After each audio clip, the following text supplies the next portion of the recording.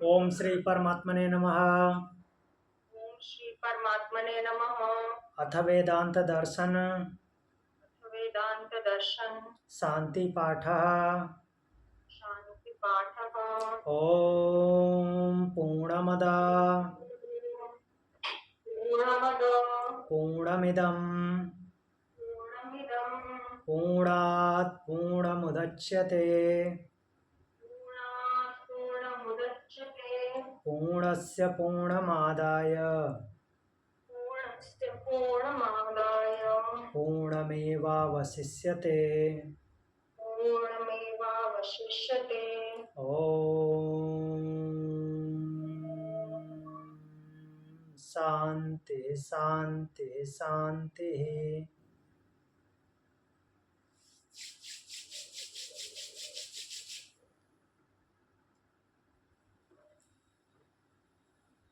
चलिए चलते हैं वेदांत दर्शन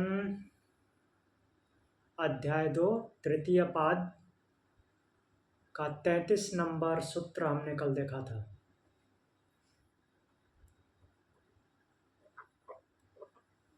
33 नंबर सूत्र में सूत्रकार बोलते हैं, कर्ता शास्त्रार्थवत्वात्।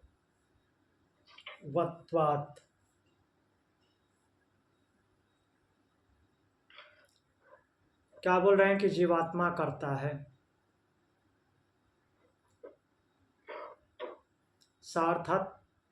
शास्त्रार्थवत्वात्, इसमें शास्त्र की भी सार्थकता है। जीवात्मा जो है वो करता है, ऐसा बोले हैं। तो प्रश्न क्या है कि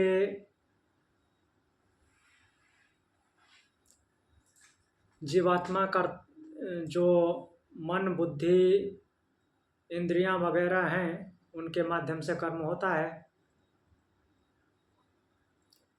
तो उन्हीं को कर्ता क्यों न मान लिया जाए। आत्मा को आत्मा क्यों करता रहेगा। जब बुद्धि सब कुछ करती है तो कर्ता होगी, आत्मा को क्यों कर्ता मानना है। बोलते हैं नहीं, बुद्धि नहीं हो सकती कर्ता, क्योंकि बुद्धि जड़ है। और दूसरी बात, कर्ता वो होगा जो स्वतंत्र है। जो किसी की अधीनता में रहता है वो कर्ता नहीं होता। बुद्धि मन इंद्रियां वगैरह क्या है, वो आत्म तत्व के आने से, आत्म तत्व के होने से वो कार्य करती हैं, अतः उनकी उसकी अधीनता है। मन बुद्धि वगैरह उसकी अधीनता में कार्य करते हैं। वो नहीं है, आत्म तत्व नहीं है, चेतना नहीं है, तो कुछ नहीं कर सकते। तो इसलिए वो कर्ता नहीं है। कर्ता जो है आत्मा है, अर्थात जीवात्मा।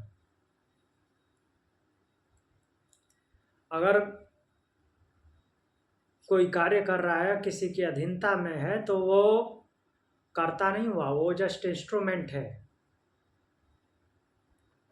कर्ता वही है जिसके यहाँ से क्या बोल रहे हैं कि आदेश पास हो रहा है, आदेश मिल रहा है, जिसकी वजह से आपको प्रेरणा मिल रही है ये काम करने की, और आप उसको उसके द्वारा बताया हुआ कार्य ही कर रहे हो, तो आप केवल निमित्त मात्र हो, मतलब इंस्ट्रूमेंट हो, आप कर्ता नहीं हो।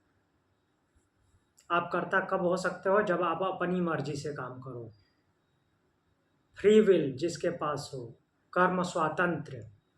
कर्म स्वातंत्र है तब आप कर्ता हो, कर्म स्वातंत्र नहीं है तो आप कर्ता नहीं, आप इंस्ट्रूमेंट बन जाते हो। क्लियर हुआ। अब इससे आगे बढ़ते हैं। कुछ पूछना है। भगवान फिर कर्ता और अकर्ता दोनों है। हाँ, भगवान फिर कर्ता और अकर्ता दोनों है। नहीं, भगवान कर्ता नहीं है। वो कहता है ना कि मैं सब करता हूँ, लेकिन फिर वो अकर्ता भी है। हाँ, वो अभी देखेंगे कैसे करता है कैसे अकर्ता है।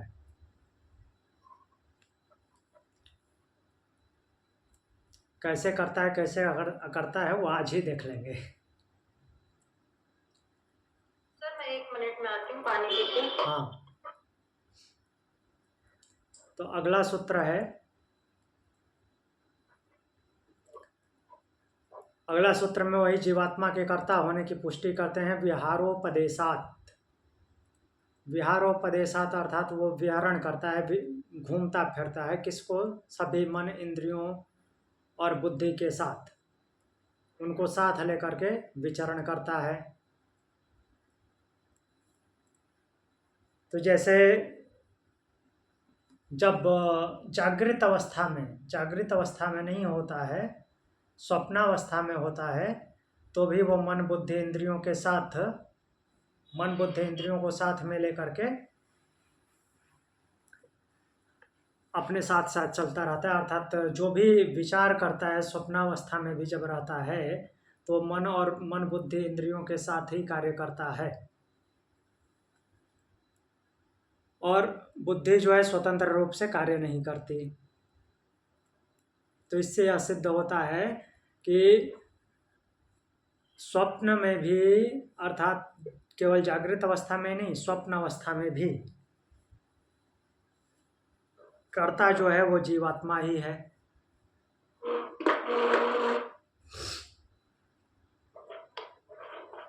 अब एक और सूत्र बोलते हैं इस पे, उपादानात,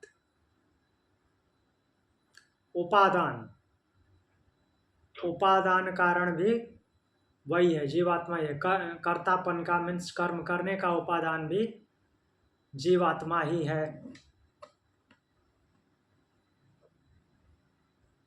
तो जो इंद्रिय मन और बुद्धि हैं वो सारे के सारे वो उसके इंस्ट्रूमेंट हैं। उपादान शब्द उपादान कारणवाचक नहीं, किंतु ग्रहण रूप क्रिया का बोधक है। वही मीन्स ग्रहण करना, मतलब कि ये सब जो मन बुद्धि और इंद्रियां वगैरह हैं वो उसके इंस्ट्रूमेंट के रूप में कार्य करते हैं, और वो क्या करता है, इन सबको ग्रहण करके रखता है, पकड़ के रखता है। पीछे वाले में बोले हैं कि विहारोपदेशात, विहार का उपदेश किया गया है। किसके द्वारा किया जाएगा? श्रुतियों के द्वारा, कि वो सारे मन बुद्धि और इंद्रियों को साथ में लेकर के विचरण करता है। तो उपादानात इसमें 2:1:17 देखते हैं। बृहदारण्यक उपनिषद 2:1:17।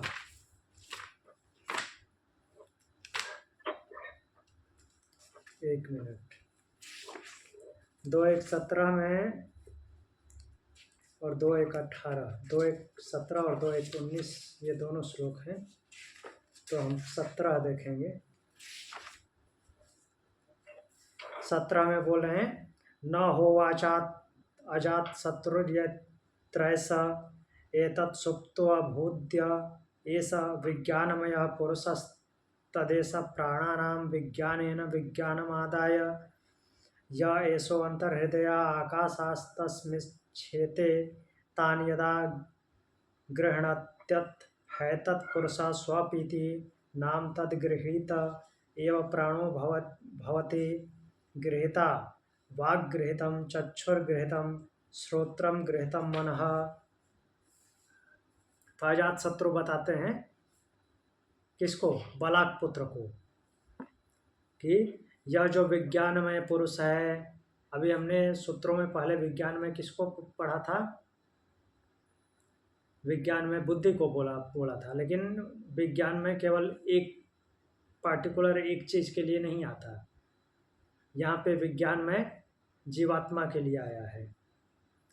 जब यह सोया हुआ था उस समय विज्ञान के द्वारा प्राणों के विज्ञान को ग्रहण कर यह हृदय के भीतर आकाश है उसमें शयन करता है।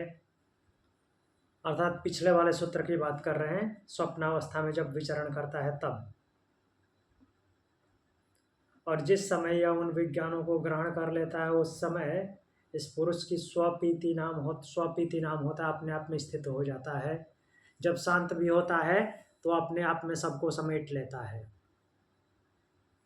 तो इस तरह से हर तरह से जीवात्मा ही कर्ता माना जाएगा। मीन्स उसके वो जब कुछ नहीं कर रहा होता है तो भी कुछ नहीं होता। उस समय भी तो बुद्धि और इंद्रियां होती हैं लेकिन कुछ नहीं करती। अब आगे सूत्र देखते हैं। जीवात्मा का कर्तापन और आगे सिद्ध कर रहे हैं। व्यपदेशाच क्रियायाम न चेन्निर्देश विपर्ययः। क्रिया करने में अर्थात किसी भी कार्य को करने में व्यपदेशात उपदेश किया गया है। किसका? जीवात्मा के कर्ता होने का। च और क्या है? चेत यदि न जीवात्मा को कर्ता नहीं मानेंगे तो निर्देश विपर्ययः। तो जो निर्देश किया गया है किसके द्वारा निर्देश किया गया? श्रुतियों के द्वारा, उसका उल्टा हो जाएगा। श्रुतियां अर्थात उपनिषद बार बार बोल रहे हैं कि आत्मा अर्थात जीवात्मा करता है, जीवात्मा करता है। अभी हमने जैसे देखा ये विज्ञानमय नाम से पुरुष को कर्ता बताया गया है। तो ऐसा और भी एग्जाम्पल है। तो अगर ऐसा मानेंगे कि जीवात्मा करता नहीं है, बुद्धि करता है या इंद्रियां करता है, तो क्या हो जाएगा?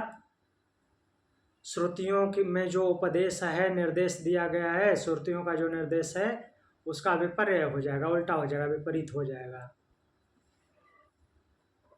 जो उपदेश किया गया है श्रुतियों में। तो एग्जाम्पल लिया गया है तैतरीय उपनिषद 2:5। विज्ञान यज्ञम तनुते कर्मणि तनुते अति च। अर्थात यह जीवात्मा यज्ञ का विस्तार करता है और उसके लिए कर्मों का विस्तार करता है। ठीक है, और भी हम देखते हैं कि क्यों जीवात्मा अर्थात आत्मा करता है, बुद्धि करता नहीं हो सकता या फिर इंद्रियां करता नहीं हो सकती। इसका पहले भी हमने देखा कि वो जब तक उसकी चेतना रहेगी तभी तक बुद्धि इंद्रियां वगैरह काम करेंगे। उसकी चेतना न होने पर ये काम नहीं कर सकते। और अगर हम बुद्धि को ये मान लें कि बुद्धि ही करता है तो जीवात्मा का कर्तापन भंग कर दिया जाए इस प्रकार से बुद्धि को कर्ता मान करके, तो जो उपनिषदों में निर्देश किया गया है, उपदेश किया गया है, उसका वो जो उपदेश कर रहे हैं, श्रुतियां उपदेश कर रही हैं, उसके विपरीत चले जाएंगे। क्योंकि श्रुतियों में कहीं भी बुद्धि या इंद्रियों को कर्ता नहीं माना गया है, हर जगह जीवात्मा को ही कर्ता माना गया है।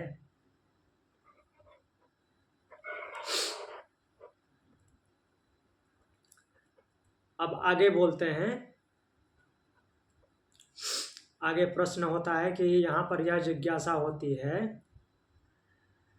कि यदि स्वतंत्र करता है, जीवात्मा स्वतंत्र करता है, तो इसे अपने हित का ही काम करना चाहिए, अनिष्ट कार्य में इसकी प्रवृत्ति नहीं होनी चाहिए। सही बात है, किंतु ऐसा नहीं देखा जाता, ये तो उल्टे सीधे काम करता रहता है। अगर आत्मा करता है तो प्योर है, उल्टे सीधे काम क्यों करता है? इसका मतलब कि बुद्धि काम करती है, बुद्धि उल्टे सीधे काम करती रहती है। लेकिन ऐसा नहीं है, बुद्धि उल्टे सीधे काम, बुद्धि तो एक्चुअली करता है ही नहीं, करता जीवात्मा ही है। और वो अनिष्ट कार्य करता है या हितकर कार्य करता है, इसके विषय में अभी आगे देखेंगे। उपलब्धिवद नियम, उपलब्धिवत, जो कार्य करने की उपलब्धि है, अर्थात सुख दुख अच्छे बुरे करने की जो प्रवृत्ति है, अनियमः, उसका कोई नियम नहीं है। ऐसा कोई यूनिवर्सल नियम नहीं है, सार्वभौमिक नियम नहीं है, सार्वभौमिक ऐसा कोई रूल रेगुलेशन नहीं है कि ये काम अच्छा है, ये काम बुरा है। तो अच्छा और बुरा हम इस बेसिस पे बोल देते हैं कि मेजॉरिटी को जो काम अच्छे लगते हैं, जिससे दूसरों को डिस्टरबेंस नहीं होता, उसको हम अच्छे में काउंट कर देते हैं। जिससे दूसरों को डिस्टरबेंस होता है, दूसरों को समस्या होती है, बहुत ज़्यादा लोगों को समस्या होती है, तो हम उसको बुरा बोल देते हैं। लेकिन ये कोई प्राकृतिक नियम नहीं है, कोई यूनिवर्सल सार्वभौमिक नियम नहीं है कि यही अच्छा ही होगा। वो देश काल बदलते ही हो सकता है, चेंज भी हो जाए। जैसे अफगानिस्तान में तालिबान रूल पूरे दुनिया को बुरा लगता है और तालिबानियों को वो काम अच्छा लगता है, उनका अपना रूल।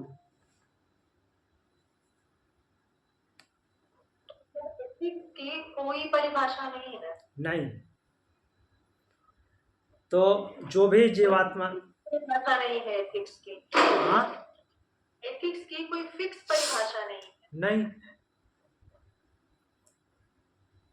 एथिक्स की परिभाषा वो देश काल के हिसाब से चेंज होती रहती है। देश के हिसाब से भी बदलती है, काल के हिसाब से भी बदलती है। जैसे हमारा लिविंग स्टैंडर्ड जो है, जो रहने का तरीका है, पहनावा है और विचार हैं, एक दूसरे के सामने उठना बैठना और अभिव्यक्त करना, तो वो कुछ अलग हो सकता है और हम उसको अच्छा मानते हैं। वहीं अफ्रीकन लोगों का हमसे बहुत ही उल्टा हो सकता है, उसको भी वो सामान्य ढंग से अच्छा मानते हैं, उनके लिए वो अच्छा है। हो सकता है उनके लिए हमारा ये जो संस्कार है उनके लिए बहुत बंधन बन जाए, इतने सारे रूल रेगुलेशन। तो सर जब धर्म को हम डिफाइन करते हैं, तो धर्म की भी फिक्स डेफिनेशन नहीं हो सकती, लेकिन जब देश काल के हिसाब से धर्म को डिफाइन किया जाता है, तो देश काल व्यक्ति और पर्पस जो हम कर्म करने जा रहे हैं उसका पर्पस है, तो प्रायोरिटी पर्पस की रहेगी ना। हाँ, प्रायोरिटी पर्पज की रहेगी, लेकिन पर्पज भी वो सार्वभौमिक होना चाहिए, तभी वो धर्म डिसाइड होगा। मीन्स आपका पर्पज सिद्ध हो रहा है, बाकी लोगों का नुकसान हो रहा है, तो वहाँ पे वो धर्म सिद्ध नहीं होगा। हाँ, वही बात यहाँ पे बोल रहे हैं कि उसका नियम क्यों नहीं है, उसका नियम मीन्स सार्वभौमिक नियम क्यों नहीं है, क्योंकि आप जो करने जा रहे हैं वो तो आपको अच्छा लग रहा है ना। तो यहाँ पे जो प्रश्न खड़ा किया गया है, प्रश्न उठाया गया है कि वो अनिष्ट क्यों करता है। अगर आत्मा ही करता है तो बुरे काम क्यों करता है। तो बुरे काम दूसरे लोगों की नज़रों में है, उसकी नज़रों में तो अच्छा है। अब कोई आतंकवादी किसी को गोली मार रहा है, दूसरों की नज़रों में बुरा है, वो तो अपनी नज़रों में अच्छा काम कर रहा है, ये मेरा दुश्मन है, इनको उड़ाऊंगा। हाँ, वो बाकी मामलों में सार्वभौमिक गलत हो सकता है नहीं, दिखता है। बट बात हो रही है यहाँ पे कि जीवात्मा अनिष्ट क्यों करता है। जीवात्मा अगर करता है तो वो बुरे क्यों करता है, अच्छे अच्छे काम क्यों नहीं करता। अच्छा ही कर रहा है, उसको अच्छा लग रहा है उस टाइम, इसीलिए तो कर रहा है। तो अगर कोई व्यक्ति गलत चीज को सही मानकर उसको अपना धर्म बनाकर निभाता रहे, हाँ, लेकिन उसके विषय में हम ये कह सकते हैं ना कि ये गलत कर रहा है। हाँ बिल्कुल, दूसरे लोग उसको गलत कह सकते हैं, लेकिन यहाँ पे मामला क्या है, आत्मा ऐसा क्यों करता है। तो इंडिविजुअलिटी की बात आ गई, वो कहाँ बुरा कर रहा है, वो तो अपनी तरफ से अच्छा सोच के कर रहा है।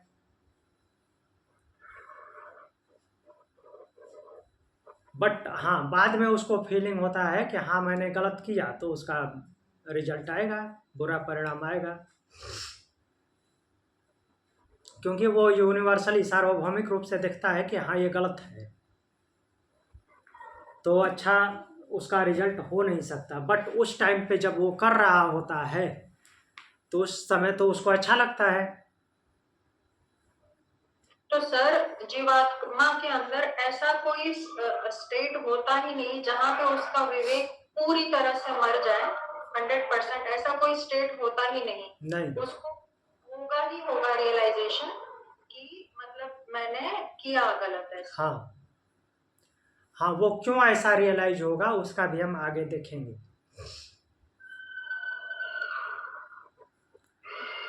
तो इतना तो क्लियर हुआ कि आत्मा करता है, बुद्धि करता नहीं है, और वो कुछ भी ऐसा अनिष्ट सोच के नहीं करता। उस समय उसको वो अच्छा लग रहा होता है इसलिए करता है, भले बाद में वो खुद ही पछता है कि ऐसा क्यों किया, ऐसा नहीं करना चाहिए था, ये गलत था, लेकिन उस टाइम पे तो उसको सही लग रहा था। तो इसका कोई नियम नहीं है। उपलब्धिवद जो उपलब्धि होती है सुख दुख की, लाभ हानि या और दूसरे उल्टे सीधे कर्मों की जो उपलब्धि होती है, ये अनियमः, इसका नियम नहीं है कहीं कि ये करना चाहिए, मीन्स यही करना है। हाँ, उपदेश है, शास्त्रों में उपदेश है, ये करना चाहिए, ये नहीं करना चाहिए, ऐसे बहुत जगह बताया गया है। जैसे तैत्तरीय उपनिषद में शिक्षावली में उपदेश देते हैं आचार्य। तो एक मिनट,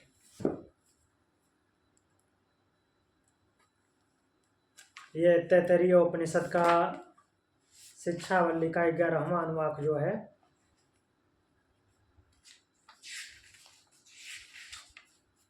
एकादश अनुवाक में बोलते हैं ना, वेदमनु चाचार्यो अंतेवासिनम अनुशास्ति सत्यम वद धर्मम चर स्वाध्यायान्मां प्रमद आचार्याय प्रियम धनमाहृत्य प्रजातंतु मां व्यवच्छेत्सि सत्यानं प्रमदितव्यं धर्मान्न प्रमदितव्यः कुशलान्न प्रमदितव्यं भूत्यैन प्रमदितव्यं स्वाध्यायं प्रवचनाभ्यां न प्रमदितव्यम देवपितृकार्याभ्यां न प्रमदितव्यम।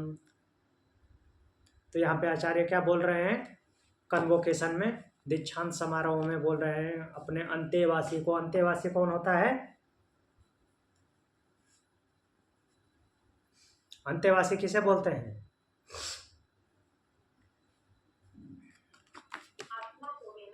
नहीं, अंतेवासी बोलते हैं शिष्य को, जो अंतःकरण में वास करता है गुरु के, अर्थात काफी क्लोज होता है, कहने का मतलब ये है। तो अंतेवासी को वो बोल रहे हैं, आचार्य बोल रहे हैं अपने शिष्य को, अनुशास्ति सत्यम वद, तो अनुशासित कर रहे हैं, सत्यम वद सत्य बोलो, धर्मम चर धर्म का आचरण करो, स्वाध्यायात माँ प्रमदः, स्वाध्याय में प्रमाद मत करो, आलस मत करो, प्रमाद मतलब कि टालते जाना, आज नहीं कल। आचार्याय प्रियम धनम आहृत्य, आचार्य को जो भी तुम्हारे पास प्रिय धन है वो ला कर दो। प्रजातंतुम माँ व्यच्छेत्सि, व्यवच्छेत्सि, प्रजातंतुम अर्थात प्रजातंतु को, अर्थात क्या बोलते हैं कि जो ये प्रजा की उत्पत्ति का की कड़ी जो है, अर्थात संतानोत्पत्ति में व्यवच्छेसी माँ, व्यवधान उत्पन्न मत करो, अर्थात इस श्रृंखला को मत तोड़ो। सत्यात् न प्रमदितव्यम, सत्य से प्रमाद मत करो, सत्य से पीछे मत हटो। धर्मात् न प्रमदितव्यम, धर्म से पीछे नहीं हटना चाहिए। कुशलात् न प्रमदितव्यम, और कुशलात् न प्रमदितव्यम मीन्स अच्छे कार्य करने से पीछे नहीं हटना है। भृत्यै न प्रमदितव्यम, भृत्यै नॉट भृत्यै, भूत्यै, सॉरी, भूत्यै, भूत्यै मतलब कि आगे बढ़ना, आगे बढ़ने के साधन इकट्ठा करने चाहिए। आगे बढ़ने के साधनों का क्या बोल सकते हैं कि आगे बढ़ने के साधनों में निरंतर कर्तव्यरत रहना चाहिए कि किससे आगे बढ़ सकूं, उसमें प्रमाद नहीं करना चाहिए। स्वाध्याय प्रवचनाभ्याम, स्वाध्याय मतलब कि पढ़ना और पढ़ाना, इनमें प्रमाद नहीं करना चाहिए।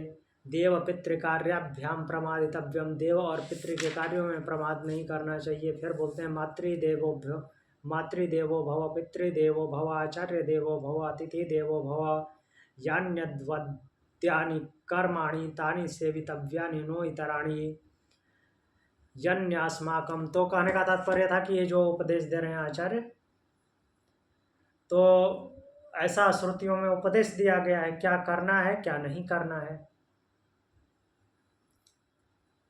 बट ऐसा कोई प्राकृतिक नियम नहीं है कि अच्छा क्या है उस पार्टिकुलर जीवात्मा के लिए, अच्छा क्या है बुरा क्या है, वो उस समय अच्छा समझ के ही कर रहा होता है।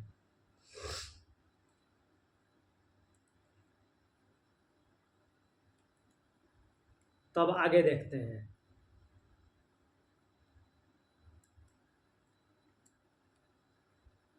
बोल रहे हैं कि शक्ति विपर्ययात, शक्ति का विपर्यय होने के कारण भी, शक्ति का विपर्यय होने के कारण भी ऐसा होता है। तो यहाँ पे लिखा हुआ है कि विवेक का आदर किए बिना उसके द्वारा सर्वथा हिताचरण होने का नियम नहीं हो सकता। तो एक और चीज़ यहाँ पे देखेंगे, व्याख्या में देख लेते हैं पहले क्या लिखा है। जीवात्मा जो कर्तापन है वह स्वरूप से नहीं है, किंतु अनादि कर्म संस्कार तथा इंद्रिय और शरीर आदि के संबंध से है। ठीक, जो हम कर्म संस्कार की बात कर रहे थे उससे। शक्ति विपर्ययात, शक्ति का विपर्यय होने से, अर्थात जो उसके पूर्व संचित कर्म हैं वो जो करता है वो उनके माध्यम से करता है। पहले जो किया है वैसी उसकी बुद्धि में धारणा पैदा होती है और वैसे वैसे ही कार्य वो आगे करता है। अर्थात जैसा पहले किया है उसके कार्मिक अकाउंट वैसे ही बने हुए हैं और फिर से वो आते हैं, संचित हैं, चूंकि वो संचित हैं तो फिर वो प्रारब्ध बन के आएंगे। संचित और प्रारब्ध पता है ना, संचित किसे कहते हैं, प्रारब्ध किसे कहते हैं। प्रारब्ध किसे कहेंगे? जो फल होता है। नहीं, फल होता है वो तो भाग्य कहलाएगा। कर्म का जो फल होता है उसको मतलब पुरुषार्थ करके उसकी जो प्राप्ति होती है वो प्रारब्ध है ना। नहीं, संचित आया उसके साथ आपका संचित कर्म आया और उसके साथ आपने जो पुरुषार्थ लगाया तो उसको बोलते हैं प्रारब्ध। कुछ भी कर्म आपके पास आता है तो उसका कनेक्शन संचित से होता है। जो आपने पहले कर्म किए हैं वैसे संस्कारों के साथ वो आता है आपके पास। चूंकि आपने किए हैं, आपकी जैसे बुद्धि होगी वैसे ही आपके पास रहेगा और वो पहले से है, ऐसा नहीं कि कुछ नया बन के आ गया। सर एग्जांपल देके बताइए ना प्रारब्ध। हाँ बता रहा हूँ। कुछ भी आपने कर्म किया है वो आपके पास आएगा क्योंकि वो पहले से संचित है। अब उस पे आपने अपना एक्शन लिया क्योंकि कर्म स्वतंत्र। अभी हमने पढ़ा ना, कर्ता कौन है? जीवात्मा। वो कर्म करने के लिए स्वतंत्र है। कर्म करने के लिए अगर पराधीन हो गया तो वो कर्ता नहीं है। जिसके आदेश पे कार्य कर रहा है वो कर्ता हो जाएगा, वो तो इंस्ट्रूमेंट हो जाएगा फिर, जो अधीनता में कार्य कर रहा है। तो कर्म स्वतंत्र है, उसी को हम पुरुषार्थ भी बोलते हैं दूसरी भाषा में। अर्थात कि कर्म तो आया लेकिन उसको अपने हिसाब से मोल्ड करने की, मॉडिफाइड करने की क्षमता रखते हैं। उसी के साथ बह गए तो फिर उसी लेवल पे रह गए, उसको और उल्टे तरीके से कर दिए। जो भी काम आया जिस लेवल पे जैसी भावना उठी तो और उससे नेगेटिव वे में जाकर के उसको किया कोई भी काम, तो हम और नीचे गिर गए, पतन हो गया हमारा। अगर उसमें हमने सुधार किया, दिमाग में आया कि नहीं ये तो काम गलत है, इसको थोड़ा और अच्छे से करना है, या फिर बहुत गलत है तो इसको किसी तरह से डिस्ट्रॉय करना है, हटाना है, अब आगे इसका अकाउंट न बने। तो ये जो है ये कर्म स्वातंत्र है, और ये जो सामर्थ्य है अपने पास उसी को पुरुषार्थ बोलते हैं। और वो पुरुषार्थ जब उससे मिला, अर्थात जिस पे आप काम कर रहे हैं, जो भी आपके पास काम है, तो उस पे जो आप काम कर रहे हैं उसी को प्रारब्ध बोलेंगे। प्रारब्ध मतलब संचित कर्म प्लस आपका पुरुषार्थ। अब इससे जो घटित हो रहा है उस टाइम पे वो प्रारब्ध है, और प्रारब्ध का जो फिर अब रिजल्ट आएगा वो फिर से आगे के लिए वो संचित हो जाएगा। क्लियर हुआ? नहीं क्लियर हुआ? जैसे मान लीजिए कि ये बुक है, एक जगह पे उपनिषद रखा हुआ है, बगल में दूसरी कोई उल्टी सीधी बुक रखी हुई है जिससे कि आपका अनिष्ट हो सकता है पढ़ने से। उपनिषद पढ़ने से आपका अच्छा हो सकता है, भला हो सकता है। तो यहाँ पे आपकी बुद्धि वैसे ही काम करेगी जैसे इसके पीछे के संस्कार बने हुए हैं। पढ़ना जो है, अभी पढ़ने का मामला है, ये संचित से ही आ रहा है। आपके सामने 2 बुक रखी है, उसको पढ़ना है। अगर आपका संचित वैसा है, बुरे संस्कारों वाला है, मीन्स आपकी टेंडेंसी रही है पीछे पहले, ये नॉट इसी जन्म में, पिछले जन्म में भी ऐसे, मीन्स बुरे प्रवृत्ति की किताबों को पढ़ने की, अर्थात जो आपका हानि पहुंचाती है, तो आपकी बुद्धि किधर जाएगी? उसको पढ़ने की तरफ। आपकी अच्छी प्रवृत्ति रही है तो किसकी तरफ जाएगी? उपनिषद की तरफ।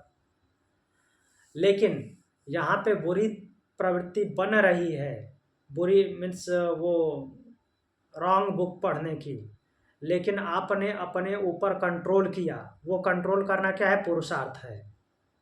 आपके पास कर्म स्वतंत्र है ना, तो वो पुरुषार्थ है। आपने कंट्रोल किया, आपने उस दूसरी बुक को रिजेक्ट किया और उपनिषद पढ़ा।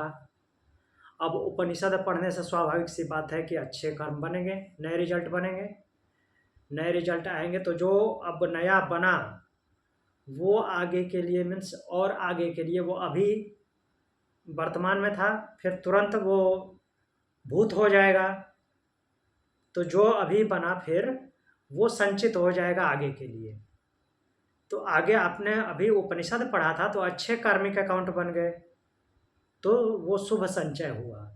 अगर आपने उपनिषदों को छोड़ करके वही पुरानी प्रवृत्ति, बुद्धि के पुरानी प्रवृत्ति के साथ हो लिए होते और वो बुक पढ़े होते तो और नेगेटिव में चले जाते, और नेगेटिव संस्कार बन जाता, और वो संचित और प्रभावी हो करके आगे आता, और आप पे प्रेशर बनाता, दबाव डालता कि इसी को पढ़ो। अभी समझ आया? इसमें प्रारब्ध कहाँ है? प्रारब्ध ये जो अभी आपने चैन बताई ना, हाँ, कि हमने पहले का जो डेटा, जिस तरीके की डिसीजन मेकिंग हमने की है, हाँ, वो जो संस्कार है वो संस्कार, और हाँ, अभी जो चॉइस करने का हमारा स्वातंत्र है, जो हाँ, भगवान ने हमको दिया है कि हम चूज कर सकते हैं जी, कोई भी हमारा पास्ट डेटा हमको इफेक्ट कर रहा है, फिर भी हमारे पास चॉइस करने की पावर है। इन दोनों को मिलाकर हम कर्म करते हैं। वो जो कर्म करते हैं वो फिर फ्यूचर के लिए फिर हमारा वो एक संचित बन जाता है। तो इस साइकिल में प्रारब्ध किसको कहेंगे? हाँ, प्रारब्ध वो जो प्रोसेसिंग चल रही है, आपका जो संचित आया है उसके ऊपर जो प्रोसेसिंग चल रही है, किसको पढ़ूं? इस वाले को पढ़ूं, इस वाले को पढ़ूं, और जो आपने सेलेक्ट किया वो प्रारब्ध है। चाहे मैं नेगेटिव सिलेक्ट करूं चाहे मैं पॉजिटिव सिलेक्ट करूं, जो मेरा सिलेक्शन है वो प्रारब्ध है। हाँ, और वो चूंकि संचित के ऊपर ही आपका काम चल रहा है, तो वो दोनों का मिश्रण संचित आया है और जो आपने पुरुषार्थ लगाया, इन दोनों का कॉम्बिनेशन अभी वो कार्य में परिणत हुआ, वही प्रारब्ध है।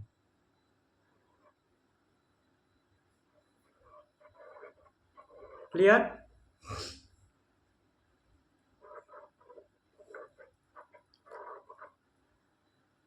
तो शक्ति विपर्ययात यहाँ पे यही बोल रहे हैं कि वो जो कर्म स्वातंत्र मिला है, और ये प्रश्न उठ रहा है कि अगर आत्मा ही करता है, अर्थात जीवात्मा करता है, बुद्धि करता नहीं है, तो आत्मा उल्टे सीधे कर्म क्यों करेगा? वो अच्छे अच्छे कर्म क्यों नहीं करेगा? तो हमने देखा कि वो अच्छे अच्छे ही कर्म करता है, कोई उल्टे सीधे कर्म नहीं करता, क्योंकि उसका कोई यूनिवर्सल सार्वभौमिक रूल नहीं है कि ये अच्छा है ये बुरा है। वो देश काल परिस्थिति पे डिपेंड करता है।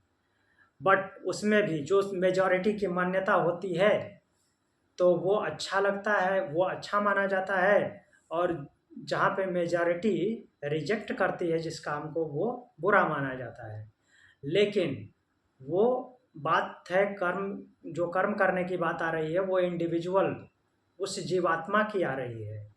उस जीवात्मा को वो कार्य जो वो कर रहा होता है, भले ही दूसरों की नज़रों में बहुत बुरा, बहुत गलत लग रहा हो, लेकिन उस समय तो उसको अच्छा ही लगता है। उसको भले ही बाद में बुरा लगे, लेकिन उस समय उसको अच्छा लगता है, इसलिए वो करता है। हाँ, बोलिए अब। तो व्यक्तिगत स्तर पर हाँ, वो जो कर रहा है वो उसके लिए अच्छा ही है सब कुछ। हाँ, तो ये बात आती है निकल के कि आत्मा तो अच्छा ही करता है, क्योंकि वो उसका इंडिविजुअल मामला है, क्योंकि उसके पास कोई मापदंड नहीं दिया है प्रकृति ने। नहीं। इसलिए जो उसको अच्छा लगता है वही उसके लिए अच्छा है। हाँ, फिर बाद में अगर मापदंड लागू होते हैं मैक्सिमम मिनिमम के हिसाब से, तो फिर वो गलत हो जाता है। हाँ, ऐसा। हाँ, क्योंकि वो उस सोसाइटी के हिसाब से उसको दंड भी दिया जाएगा, क्योंकि अगर दूसरों को नुकसान हुआ तो उसका दंड भी उसको मिलेगा, और उसका दंड मिलेगा तो उसको चारों तरफ से इतना प्रेशर बन जाएगा कि उसके खुद के दिमाग में ये बात आ जाएगी कि नहीं, ये बहुत गलत था जो मैंने किया। तो उसका तो मीन्स सोसाइटी की तरफ से दंड तो मिलेगा ही, वो जो नेचुरल अब दंड मिलना है, क्योंकि उस पर अब हावी हो गया कि मैंने गलत काम किया, तो उसका गलत इफेक्ट, बैड इफेक्ट बन करके बैड कार्मिक अकाउंट बन जाएगा। और यहाँ पे वो उस टाइम पे उसको अच्छा लग रहा था, तो इसलिए ये माना जाएगा इस रूल के हिसाब से कि आत्मा तो अच्छा ही करता है, क्योंकि उस टाइम पे उसको अच्छा लगा था। अब आगे देखते हैं, जो शक्ति विपर्ययात आया है, अर्थात कि वैसा उसके दिमाग में आया क्यों, बुद्धि ने वैसा, वो बुद्धि के द्वारा वैसा क्यों करवाया? क्योंकि उसके पहले के कार्मिक अकाउंट ऐसे रहे हैं, पहले वो ऐसा ही करता रहा है, इसलिए उस टाइम पे उसको वैसा अच्छा लगा।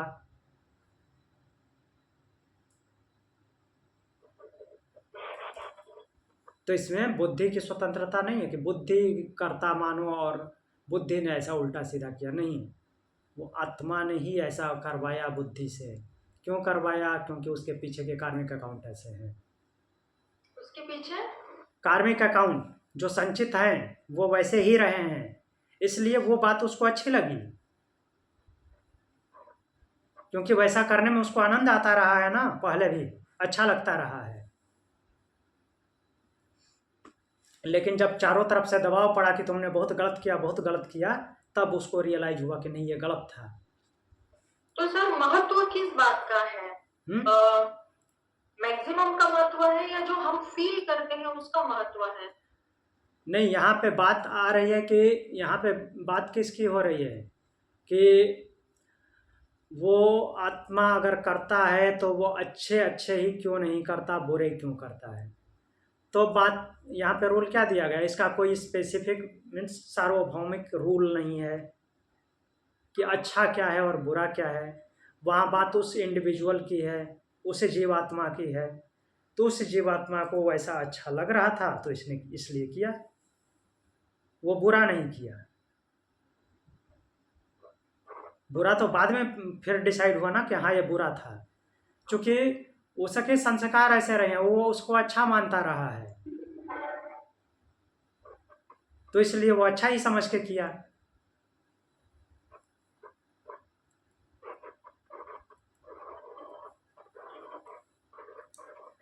हाँ, और कुछ पूछना था? सर, अर्जुन युद्ध करने से मना करता है, हाँ ठीक है जी। जबकि वो पूरा उसका जीवन होल लाइफ वो योद्धा रहा है, उसने बहुत सारे युद्ध लड़े हैं। लेकिन जब वो अपने लोगों को देखता है तो वो युद्ध करने से मना करता है जी। अब वहां पर अगर मैक्सिमम की बात करें तो मैक्सिमम लोग एक उसको फेयर डिसीजन समझेंगे कि इतना बड़ा विनाश करने से अच्छा है हम पीछे हट जाए। लेकिन भगवान उसको प्रवृत्त करते हैं कि नहीं नहीं ऐसा नहीं, तुम्हें युद्ध करना है। वो उसको कन्विंस करते हैं युद्ध करने के लिए।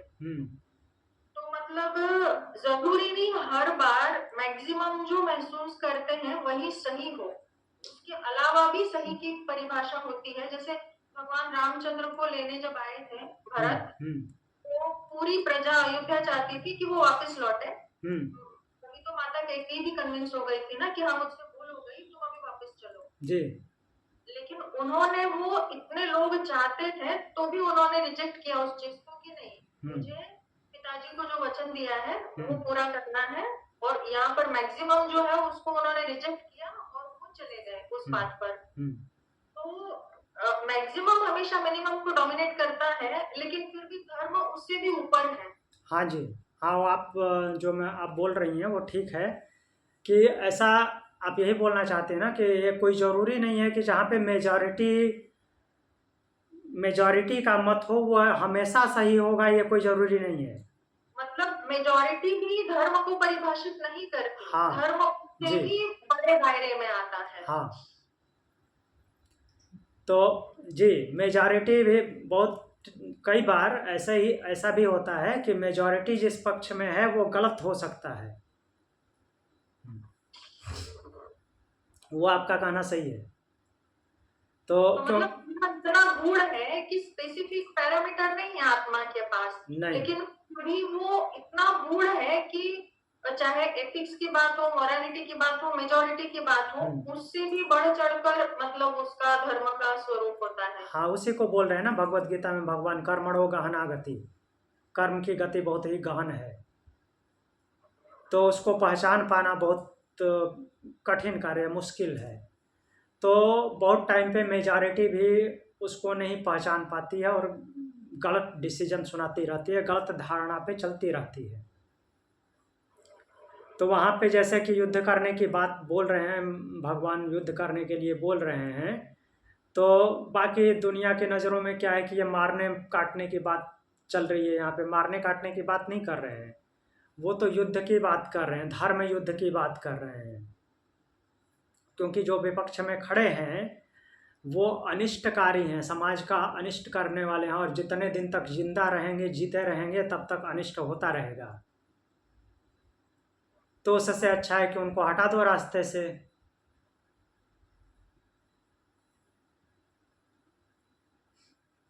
और वहाँ पे तो ये बोल नहीं रहे हैं कि मारो, ये बोल रहे हैं कि तुम अपना कार्य करो, तुम युद्ध करने आए हो, युद्ध करो।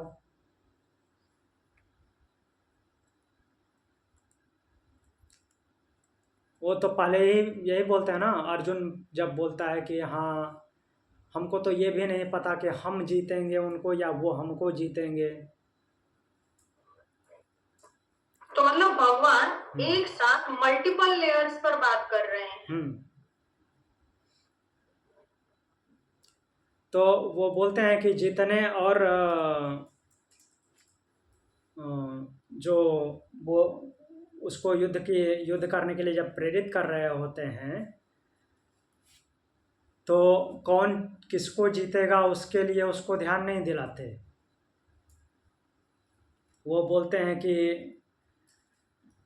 अगर तुम वीर गति को प्राप्त होगे तो स्वर्ग प्राप्त करोगे और जियोगे, जीत जाओगे, जीतोगे तो भूमि का राज्य भोगोगे। तो इस बात से उसको प्रेरित कर रहे हैं कि जीतोगे तो भूमि का राज्य भोगोगे और अगर वीर गति को प्राप्त होते हो तो स्वर्ग का आनंद मिलेगा, स्वर्ग का सुख भोगोगे। तो इसलिए उसको धर्म युद्ध के लिए प्रेरित कर रहे हैं। हाँ, वो अलग की बात है कि बाद में बोलते हैं कि मैं हूं, चिंता मत करो।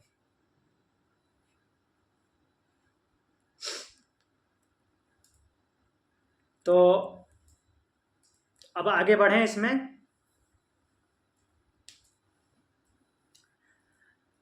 तो जब ये सिद्ध हो जाता है, मीन्स ये बोल रहे हैं कि जीवात्मा जो है अपने संस्कारों के हिसाब से काम करता है और उस टाइम पे उसको वो अच्छा लग रहा होता है, इसलिए वो अपने हिसाब से ठीक ही किया। क्यों? क्योंकि उसके वैसे कार्मिक अकाउंट हैं, वैसे ही प्रवृत्ति में वो जीता रहा है। तो अब आगे संबंध बना रहे हैं कि यहाँ यह जिज्ञासा होती है कि यदि जीवात्मा का कर्तापन उसमें स्वरूप से ही मान लिया जाए तो क्या हानि हो है। तो इसके लिए सूत्र बोलते हैं समाध्य भावाच्च, जीवात्मा का कर्तापन उसके स्वरूप से मान लिया जाए। अर्थात जीवात्मा हमेशा के लिए कर्तापन के भाव में है, अर्थात जीवात्मा ही केवल करता है, उसमें बुद्धि इंद्रिया वगैरह का कोई रोल नहीं है। तो स्वाभाविक करता है। अगर ऐसा माना जाए तो बोल रहे हैं कि इससे क्या होगा कि समाध्याभावात्, समाधि का अभाव हो जाएगा। समाधि का अभाव प्राप्त होने से जीवात्मा कर्तापन स्वाभाविक नहीं मानना चाहिए। क्यों? व्याख्या देखते हैं। समाधि अवस्था में कर्मों की सर्वथा अभाव हो जाता है। यदि जीव में कर्तापन उसका स्वाभाविक धर्म मान लिया जाएगा कि जीवात्मा स्वाभाविक करता है, वही हमेशा करता रहता है, किसी और का यूज नहीं करता, अर्थात बुद्धि इंद्रियों का यूज नहीं करता, चूँकि उसके पास कोई अवयव बोले तो बॉडी पार्ट नहीं है, इसलिए वो बुद्धि और इंद्रियों के साथ है। बाकी जो कुछ भी सोच विचार करना है, जो कुछ भी क्रियाएं करना है, वो स्वयं आत्मा ही करता है। ऐसा मान लिया जाए तो समाधि की अवस्था का अभाव प्राप्त हो जाएगा, ऐसा बोल रहे हैं। तो चूंकि ऐसा नहीं हो सकता, जैसे हमने इलेक्ट्रॉनिक्स इक्विपमेंट के फंक्शन देखे थे, विद्युत केवल प्रेजेंट होती है, वो कुछ और नहीं करती। जो भी लक्षण होते हैं उस इंस्ट्रूमेंट में होते हैं। तो जीवात्मा कैसे स्वाभाविक कर्ता हो जाएगा? नहीं हो जाएगा। जीवात्मा केवल प्रेरणा है और उसके सारे जो भी वो जिसके माध्यम से, जिस बॉडी के माध्यम से वो करता होता है, तो वो सब कुछ कर्तापन कहाँ से आता है? उसके संचित कर्मों से आता है।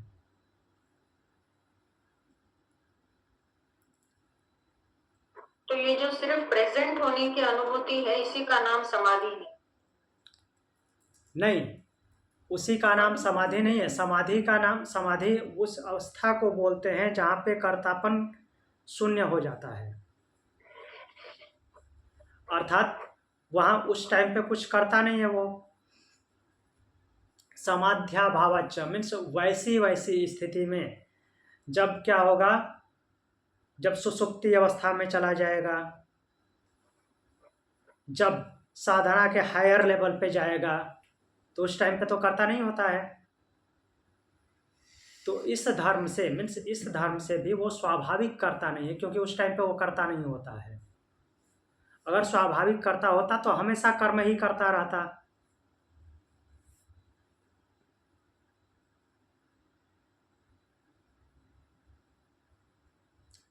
तो उस टाइम पे मीन्स जब ऐसी अवस्था आ जाती है तो वो क्या हो जाता है, निष्क्रिय हो जाता है, कुछ भी नहीं करता।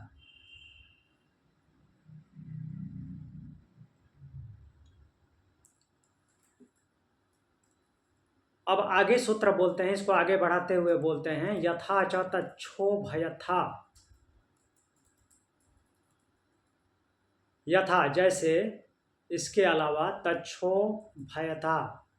तच्छ, तच्छा जो शब्द आया है, तच्छा मतलब होता है कारीगर। उभयता दोनों तरफ से, इसमें व्याख्या में कुछ अलग तरीके से लिखा गया है। तो जैसे अब प्रश्न ये उठता है कि इसका मतलब कि जो जीवात्मा है कभी करता है कभी अकर्ता है, अर्थात कुछ टाइम पे वो करता होता है और कुछ टाइम पे करता नहीं होता। यही है ना, जब समाधि में चला जाएगा तो करता नहीं होगा, सुषुप्ति में चला जाएगा तो करता नहीं होगा। उस टाइम पे कौन करता होता है, अर्थात उस टाइम पे बुद्धि करता होता है। तो बोलते हैं नहीं, करता तो वही माना जाएगा, लेकिन उस टाइम पे करता नहीं, वो कुछ करता नहीं है। उसके लिए बोलते हैं कारीगर। कारीगर का एग्जाम्पल देते हैं, शिल्पी, तक्षा। उभयता दोनों स्थितियों में क्या होता है, वो करता होता है, कारीगर। मान लीजिए कि कोई इंस्ट्रूमेंट बनाने वाला है, कुछ भी काम करने वाला जो भी है, या खेत में ही काम करने वाला मान लीजिए, या फिर जैसे कुछ लकड़ी का कोई काम करता है उसको मान लीजिए। तो क्या जब वो लकड़ी का काम कर रहा होता है, या जो किसान होता है खेत में काम कर रहा होता है, उस टाइम पे तो वो करता होता है, लेकिन खेत में काम छोड़ करके खाने के लिए चला गया, लकड़ी का काम छोड़ करके खाने चला गया, कुछ और काम, किसी और काम में लग गया, तो क्या उस टाइम पे वो कारीगर नहीं माना जाएगा? वो खाना खा रहा है उस टाइम पे कारीगर नहीं है, जब तक वो लकड़ी छील रहा है तभी तक कारीगर है, वो हमेशा कारीगर माना जाएगा। वो खाना खा रहा है उस टाइम पे भी वो कारीगर ही है। तो उसी तरह से जीवात्मा जब सुषुप्ति अवस्था में होता है, जब समाधि की अवस्था में जाता है, तो उस टाइम पे भी जीवात्मा ही करता होता है, बुद्धि करता नहीं होती। हाँ, उस टाइम पे वो नॉर्मल जो जनरल काम है उसको वो उसमें वो आदेशित नहीं करता, मीन्स उसमें वो अधिकार नहीं रखता, उस टाइम के लिए उसका ब्रेक हो जाता है। इसका मतलब ये नहीं कि उसकी अनुपस्थिति में बुद्धि अपने आप कार्य करने लगेगी, नहीं, कोई कार्य नहीं करता, करता वही माना जाता है उस टाइम पे भी।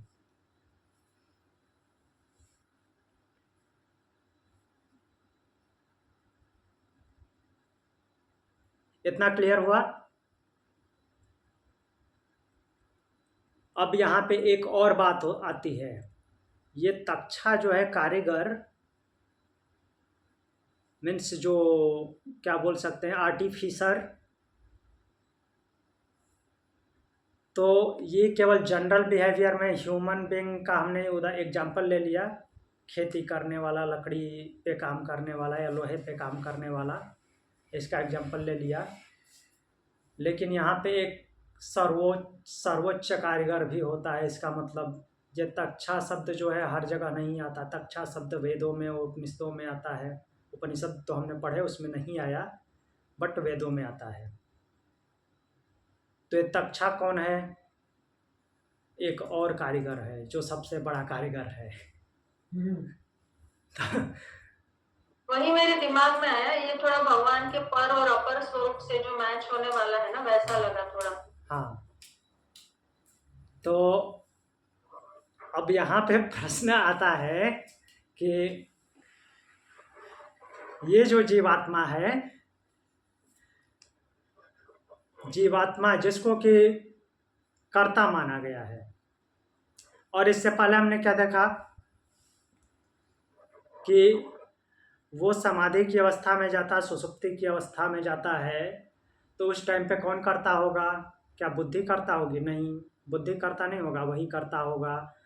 अब फिर यहाँ पे बोला गया है, कारीगर का उदाहरण दिया गया है कि कारीगर जैसे कि काम छोड़ करके दूसरे काम करता है तो उस टाइम पे भी वही करता कहलाता है, वैसे ही वो भी है।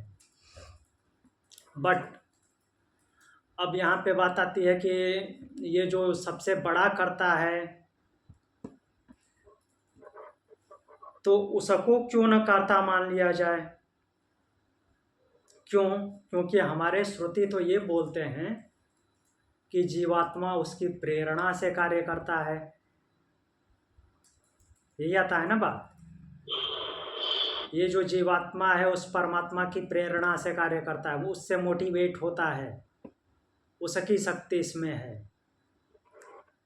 तो जब उसकी शक्ति है, उसकी प्रेरणा से कार्य करता है, तो फिर ये कर्ता कैसे हुआ? कर्ता तो फिर परमात्मा हो जाएगा, वो तक्षा हो जाएगा। हमने अभी देखा कि कर्ता वो होता है जिसका कमांड होता है, और जिसके अंडर में जो काम करता है वो कर्ता थोड़ी होता है, वो तो इंस्ट्रूमेंट बन जाता है। जैसे कि युद्ध में अगर युद्ध होता है तो कोई बम से या कोई गोली से मर जाता है, या फिर कोई ऐसे झगड़े में किसी को मार देता है, तो अगर कोई ये आरोप लगाए, अगर ऐसे जिससे वो कार्य किया जा रहा है उसको कर्ता माना जाए, तो फिर मारने वाला बोलेगा कि मैंने कहाँ मारा, उसको तो गोली ने मारा। तो ऐसा नहीं है, जिसके कारण वो कार्य हो रहा है वो करता है। तो वैसे ही जहाँ से आदेश आ रहा है, जहाँ से मोटिवेशन मिल रहा है, जहाँ से प्रेरणा मिल रही है वो करता है, बाकी बीच में जो है वो इंस्ट्रूमेंट है।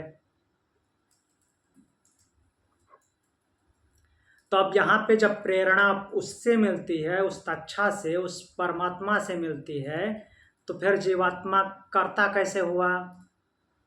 फिर तो जीवात्मा भी इंस्ट्रूमेंट बन गया। इसके पास फ्री विल कहाँ हुई? कर्म स्वातंत्र कहाँ आया? हाँ, वैसे भी फ्री विल नहीं है, शायद सिर्फ महसूस होती है। नहीं, फ्री विल है, वो कर्ता नहीं है, कर्ता जीवात्मा ही है। देखते हैं अभी इस पे अगला सूत्र बोलते हैं।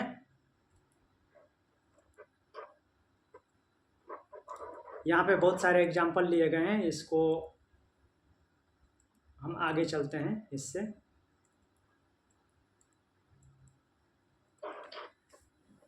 तो अगला सूत्र बोलते हैं कि पहले इसमें संबंध देख लेते हैं क्या बोला गया है। पूर्व सूत्र में यह निश्चय किया गया कि प्रकृति स्वतंत्र कर्ता नहीं है, तथा जीवात्मा का जो कर्तापन है वह भी बुद्धि, मन और इंद्रिय आदि के संबंध से है, स्वभाव से नहीं। इस कारण यह जिज्ञासा होती है कि उपर्युक्त जीवात्मा कर्तापन स्वाधीन है या पराधीन। तो ये दूसरे वे में समझाए हैं, बट हमने जो समझा तच्छा को लेकर के कि वो परमात्मा की प्रेरणा होती है, परमात्मा की प्रेरणा से कार्य करता है, तो फिर ये कर्ता कहाँ रहा? ये तो उसके पराधीन हो गया, और कर्ता तो वो परमात्मा हो गया।